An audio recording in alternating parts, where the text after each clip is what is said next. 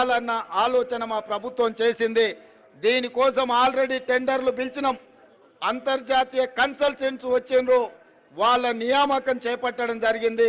తొందరలోనే వాళ్ళు master plan మాకు అందిస్తారు. మాస్టర్ ప్లాన్ అందించిన మరుక్షణం ప్రజాభిప్రాయ సేకరణ కోసము బహిరంగంగా పత్రికలలో పూర్తి స్థాయిలో ప్రచారం కల్పించి ప్రజల యొక్క అభిప్రాయాన్ని తీసుకొని సలహాలు సూచనలు తీసుకొని ఫైనల్గా మెగా మాస్టర్ ప్లాన్ పబ్లిష్ చేసి తెలంగాణను అభివృద్ధి పదం వైపు నడిపించాలని రాబోయే 100 సంవత్సరాలకు కూడా ఒక గొప్ప నగరంగా తీర్చిదిద్దాలన్న ఆలోచనతోని ఈరోజు మా ప్రభుత్వం పనిచేస్తున్నది. నిన్నటికి నిన్న చాంద్రాయణగుట్టలో నేను అసదుద్దీన్ ఓవైసీ గారు మెట్రో విస్తరణ కోసం పునాది రాయి వేసినాం. మేము ఒక పక్కన పునాది రాయి వేసేటప్పుడు కేంద్ర ప్రభుత్వం మీకు అనుమతిస్తున్నామని లేఖ పంపించింది. పునాది రాయి వేసి సంతోషంగా అభివృద్ధి చేద్దాం అనుకుంటే ఒక ఆయన కాళ్ళలో కట్టబెట్టి ఆయన ఢిల్లీకి చెప్పిండంట, ఇప్పుడు అది ఆపండి అని చెప్పి వాళ్ళు అంటున్నారు.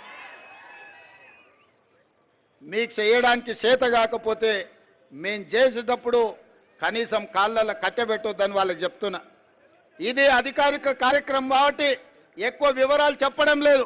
కానీ హైదరాబాద్లో మెట్రో విస్తరణకు అడ్డుపడుతున్న వాళ్ళని వేదిక మీద నుంచి నేను హెచ్చరిక జారీ చేయదలుచుకున్నా.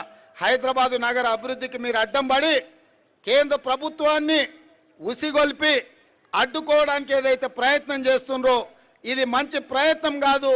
ఇట్లాంటి పనులు చేసే వాళ్లకు హైదరాబాదు నగర బహిష్కరణ శిక్ష విధించాల్సి వస్తుంది. మీరు జాగ్రత్తగా ఉండండి, హైదరాబాదు నగర అభివృద్ధికి సహకరించండి అని చెప్పి నేను తెలియజేస్తూ, ఏది ఏమైనా మీరందరు అభిమానంతో ఇంత దూరం వచ్చి ఆ పక్క నుంచి మా అక్కలందరూ కూడా వచ్చిండ్రు, మా తమ్ముడు వచ్చిండు చూసిపోదామని.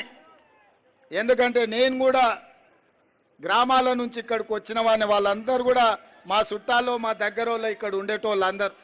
మీ అందరికీ పేరు పేరున మిమ్మల్ని అందరిని వ్యక్తిగతంగా కలవలేకపోవచ్చు.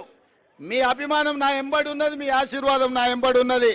ఈ తెలంగాణను అభివృద్ధి పదం వైపు నడిపించి అభయస్థం ద్వారా